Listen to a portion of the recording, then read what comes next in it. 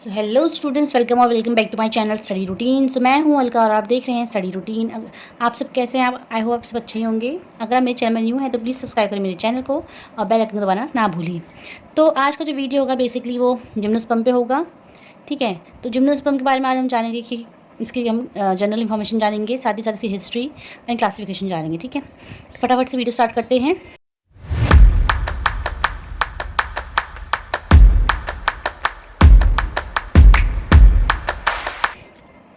So students, gymnosperm basically Spermatophyta division से belong करता है, जो कि सीड बेरिंग प्लांट होते हैं। ठीक है, सीड बेरिंग प्लांट मतलब होता है कि इनमें सीड प्रेजेंट रहती है। अब स्पर्मेटोफाइटा की मीनिंग क्या होती है? सो स्पर्म मीन्स होता है, स्पर्मा मीन्स होता है सीड एंड फाइटा मीन्स होता है प्लांट, सीड प्लांट बेसिकली से हम बोलते हैं। ठीक है, तो स्पर्मेटोफाइटा डिवीजन जो है वो सब डिवाइड है टू फॉर्म में। तो पहला फॉर्म जो है उसको हम जिम्नोस्पर्म बोलते हैं और जो दूसरा फॉर्म है उसे हम एंजियोस्पर्म बोलते हैं। जिम्नोस्पर्म बेसिकली वो प्लांट्स होते हैं जिनमें फ्लावरिंग नहीं होती है और एंजियोस्पर्म वो प्लांट्स होते हैं जिनमें फ्लावरिंग होती है। फ्लावरिंग मीन्स होता है कि फूल खिलना, फूल इसमें होते हैं। ठीक है, फूल पता ही होगा आपको। सो कुछ हम बेसिक डिफरेंसेस जान लेते हैं यहाँ पे। तो जिम्नोस्पर्म का मतलब क्या है? जिम्नो मतलब होता है नेकेड और स्पर्म हमने पहले जान लिया था, स्पर्म फाइटा में हमने पहले जाना था कि स्पर्म जो होता है बेसिकली सीड होता है प्लांट्स में। ओके, वैसे ही एंजियोस्पर्म में स्पर्म तो हमें ऑलरेडी जानते हैं कि सीड होता है। अब एंजियो क्या होता है? एंजियो मीन्स होता है कंटेनर और वेसल। दो नेम से जानते हैं यहाँ पर, हम कंटेनर भी बोल सकते हैं या फिर हम उसको वेसल भी बोल सकते हैं। अब जिम्नोस्पर्म नेकेड सीड होता है, ये तो हम जानते हैं। अब इसके कुछ थ्री डिफरेंसेस और पढ़ लेते हैं। ठीक है, exposed with in ovary, not enclose in ovary, not cover with fruit wall. So students, ovary के साथ, ओवरी में क्या होता है, जो उसकी सीड होती है वो एक्सपोज्ड होती है, मतलब वो बाहर दिखती है हमको। ठीक है, तो हमको ओवरी से बाहर हमें सीड यहाँ पर आराम से दिख जाती है। और इसमें ओवरी में जो है जो सीड होती है वो छुपी हुई नहीं होती अंदर की तरफ, है ना। अगर अंदर की तरफ छुपी होगी तो हमको कहाँ दिखेगी वो। और वैसे ही अगर हम बात करते हैं नेक्स्ट पॉइंट की, तो यहाँ पर क्या बोलता है कि not cover with fruit wall. जो फ्रूट की वॉल होती है उससे ये कवर नहीं होता है, तो मतलब ये इन्वायरमेंट में एक्सपोज करता है। तो इसको हम इजीली जो है इसके फ्रूट के बाहर ही हम बीज देख लेते हैं। तो इसी फ्रूट्स को या फिर हम इसी प्लांट को हम जिम्नोस्पर्म बोलते हैं। ठीक है, अब बात करते हैं एंजियोस्पर्म की। सो में जो होता है, इसकी जो सीड्स होती हैं वो अंदर की तरफ होती हैं फ्रूट के, मतलब फल के अंदर जो है आपको बीज मिलता है। जैसे कि फॉर एग्जांपल हम कह सकते हैं, जैसे कि आप बोल रहे हो, जैसे कि आपने देखा होगा एप्पल। जनरल फॉर्म में अगर हम एग्जांपल लेते हैं तो हमने एप्पल देखा है। एप्पल की बाहरी तरफ को हमें बीज थोड़ा ना दिखते हैं, इसके अंदर हमें बीज मिलते हैं ना। जैसे लेमन हो गया, और हम कह सकते हैं जैसे कि गुआवा हो गया। तो सब जितने भी प्लांट्स होते हैं इनके फ्रूट्स के अंदर बीज मिलता है। जैसे मैंगो हो गया, है ना, इनके जो बीज होते हैं वो हमेशा अंदर की तरफ मिलते हैं हमें, फल के अंदर। और जो जिम्नोस्पर्म होता है इनके फलों के बाहर बीज मिलता है। फॉर एग्जांपल आपने चीड़ देखा होगा ना, जिसे हम पाइनस बोलते हैं। पाइनस के पहाड़ों के साइड में क्या होता है, जो उत्तराखंड से बिलोंग करते होंगे तो वो चीड़ का पेड़ जानते ही होंगे। ठीक है, मैं इसकी फोटो भी लगा दूंगी अगर आप उत्तराखंड से बाहर हैं, आपको पता नहीं है कि चीड़ का पेड़ क्या होता है। इसको हम इंग्लिश में पाइनस भी बोलते हैं। तो पाइनस के फल को देखना आप, तो उसे मैं पिक्चर लगा दूँगी, स्क्रीन में आप देख लेना।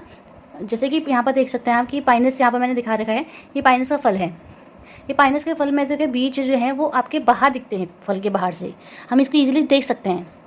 ठीक है, तो उसको हम क्या बोलते हैं, जिम्नोस्पर्म बोलते हैं। तो नेक्स्ट पॉइंट आता है, जिम्नोस्पर्मोलॉजी क्या होती है? The study of gymnosperm is called gymnospermology. So gymnosperm की स्टडी को हम जिम्नोस्पर्मोलॉजी बोलते हैं। और नेक्स्ट पॉइंट इसमें इंपॉर्टेंट है कि sometimes gymno called as phanerograms without ovary. तो ये मोस्ट इंपॉर्टेंट पॉइंट है यहाँ पर। तो यहाँ पर इंपॉर्टेंट आप मार्क कर सकते हैं कि हम जिम्नोस्पर्म को फेनेरोग्राम्स भी बोलते हैं विदाउट ओवरी।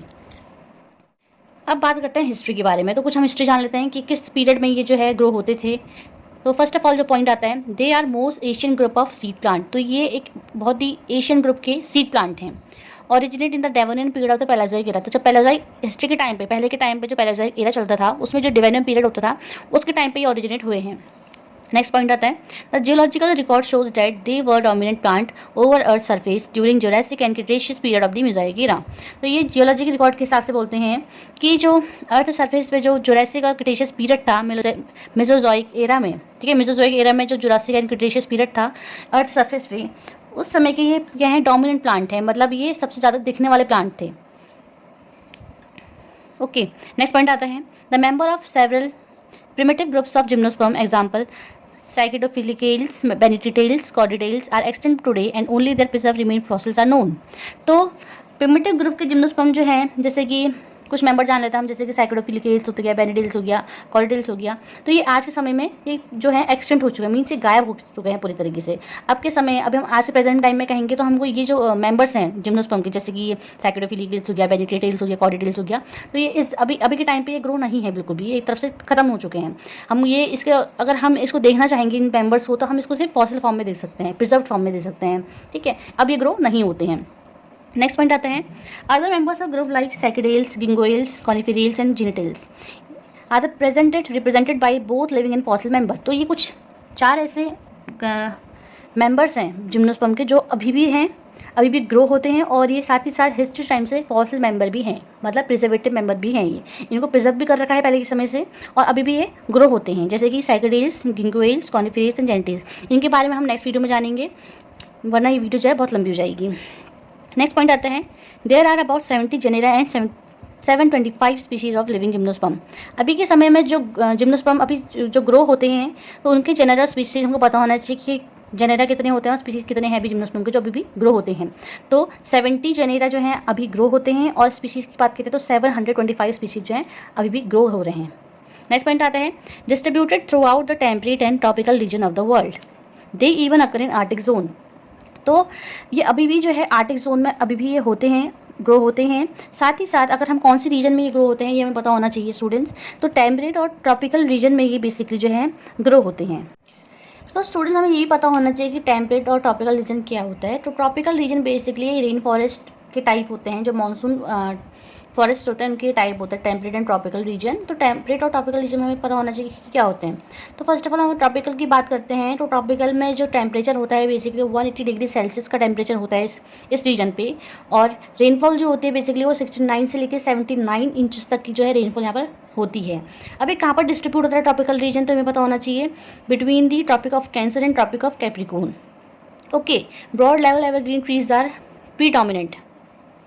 देन नेक्स्ट हम बात करते हैं टेम्परेट की। टेम्परेट रीजन हमें बताना चाहिए भी रेन फॉरेस्ट का सेकंड पार्ट होता है, जहाँ पर जो टेम्परेचर इस रीजन में जो टेम्परेचर होता है अप्रॉक्स वो 4 से लेके 12 डिग्री सेल्सियस तक होता है, और जो रेनफॉल होती है वो 55 इंचेस तक की होती है, जहाँ पर स्प्रूस, पाइन, ब्रिज इस टाइप की जो है आपको वुडी ट्रीज मिल जाते हैं।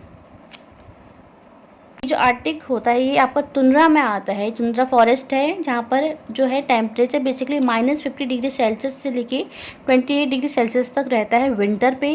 अगर हम समर की बात करें तो 30 डिग्री सेल्सियस से लेके 120 डिग्री सेल्सियस तक इसमें टेम्परेचर जो है वो होता है। अगर इसके हम सॉइल कहते हैं तो फ्रोजन सॉइल होती है। ओके, और ये नॉर्दर्न हेमिस्फीयर फिर कनाडा साइड जो है बेसिकली ये जो आर्टिक जोन होता है ये पाया जाता है, तो उस समय वहाँ पर भी जो है ये पाइन आपको ट्रीज दिख सकते हैं, मीन जिम्नोस्पर्म आपको दिख सकते हैं। सो नेक्स्ट आता है general characters of gymnosperm. They are evergreen trees shrubs with xerophytic adaptation. अगर हम बात करते हैं टॉलेस्ट लिविंग ट्री की तो सिक्यूआ, सेमिपरविरेन, कैलिफोर्निया और कोस्ट रेडवुड। तो कैलिफोर्निया और कोस्ट रेडवुड जो है वो सिक्यूआ का कॉमन नेम है जो हमें याद होना चाहिए। इसकी जो हाइट है वो 112 मीटर है, गिर्थ इसकी 15 मीटर है। नेक्स्ट आता है स्मॉलेस्ट जिम्नोस्पर्म। तो पहले हमने बात की थी टॉलेस्ट, कौन सा टॉलेस्ट लिविंग ट्री है जिम्नोस्पर्म में। अब हम बात करते हैं स्मॉलेस्ट, सबसे छोटा कौन है। तो सबसे छोटा में आता है साइकेड, जिसे जामिया पिग्मिया बोलते हैं, और कॉमन नेम इसको ग्वायरा भी बोलते हैं इसको। उसकी जो हाइट है बेसिकली वो 4 से लेके 5 सेंटीमीटर लॉन्ग रहती है। जो प्लांट बॉडी होती है जिम्नोस्पर्म की बेसिकली स्पोरोफिटिक होती है, मीन्स इसकी जो प्लांट बॉडी होती है वो डिफ्रेंशिएटेड की जाती है रूट, स्टेम एंड लीव्स में। इसकी जो रूट होती है बेसिकली वो टैप रूट होती है, और root system of some taxa have symbiotic relationship. तो कुछ जिम्नोस्पर्म के रूट सिस्टम जो है वो सिम्बायोटिक रिलेशनशिप भी कॉज करती है। फॉर एग्जांपल जैसे कि साइकस जो है एक एग्जांपल है जिम्नोस्पर्म का, और पाइनस। अगर आपने ये मैग्राइजकर में अगर आपको नहीं पता है तो आप डिटेल वाइज जो है मैंने टॉपिक इसका वीडियो अपलोड कर रखी था, वहाँ मेरे चैनल में जाके आप देख सकते हैं। ओके, तो साइकस और पाइनस जो है जिम्नोस्पर्म का एग्जाम्पल है। तो इसकी जो कॉलोनियल रूट्स होती है वो एल्गी के साथ सिम्बायोटिक रिलेशनशिप कॉज करती है, और पाइनस में माइक्रोराइजल रूट के एसोसिएशन कॉज करता है विद फंजाई। नेक्स्ट है स्टेम। तो तो रूट के बारे में तो हम जान चुके थे कि रूट जो है वो बेसिक टाइप रूट होती है, ठीक है। अब हम स्टेम के बारे में जानेंगे। It is usually erect, profusely branched, woody, और अंश ब्रांच रहता है साइकिस में, और ट्यूबरस फॉर्म में प्रेजेंट रहती है स्टेम जामिया में, जामिया पिग्मिया, ठीक है, जो कि स्मॉलेस्ट ट्री लिविंग ट्री है जिम्नोस्पर्म में। इसकी अगर हम ब्रांच कहते हैं तो वो लॉन्ग शूट और ड्वार्फ शूट में डिवाइडेड है, ठीक है। इसमें कुछ लंबी शूट्स होंगी, कुछ छोटी शूट्स होंगी। छोटी को हम ड्वार्फ बोलते हैं, लंबी को हम लॉन्ग बोलते हैं। तो ड्वार्फ शूट बेसिकली क्या करते हैं, ग्रीन लीव्स को कंटेन करके रखता है, और ग्रीन लीव्स कैसी होंगी, इसमें निडल फॉर्म में होंगी, मीन्स सुई की तरह जो होंगी इनकी लीव्स होंगी। जैसे हमने पाइनस देखा होगा ना, पाइनस को हम हिंदी में क्या बोल सकते हैं, चीड़ बोलते हैं, जो कि पहाड़ों की तरफ देखा जाता है, चीड़ के पेड़, है ना। तो चीड़ के पेड़ के जो पत्तियां होती हैं वो बिल्कुल सुई की तरह होती हैं, नुकीली होती हैं, बिल्कुल चुभने वाली, ठीक है। तो उसको हम निडल बोलते हैं। तो निडल लाइक लीव जो होती हैं वो ड्वार्फ शूट में होती हैं। Collectively the whole structure is called spur as in Pinus. तो जैसे कि जितनी भी लीव्स का एक क्या होता है, ग्रुप होता है, ग्रुप ऑफ लीव्स को हम क्या बोलते हैं, स्पर बोलते हैं, ठीक है। तो उस पूरे स्ट्रक्चर को हम स्पर बोलते हैं पाइनस में, ठीक है। पाइनस जो है जिम्नोस्पर्म का एक क्या कह सकते हैं हम, एक एग्जाम्पल है जिसमें पूरे लीव के ग्रुप को हम क्या बोलते हैं, स्पर बोलते हैं। Characteristic feature of gymnosperm, presence of leaf scars on the stem. Leaf arrangement are usually dimorphic, जो डायमॉर्फिक फॉर्म में इसका अरेंजमेंट रहता है लीव का। अगर हम लीफ टाइप की बात करते हैं तो लीफ टाइप इसमें दो टाइप की प्रेजेंट रहती है, जैसे कि foliage leaves and scaly leaves.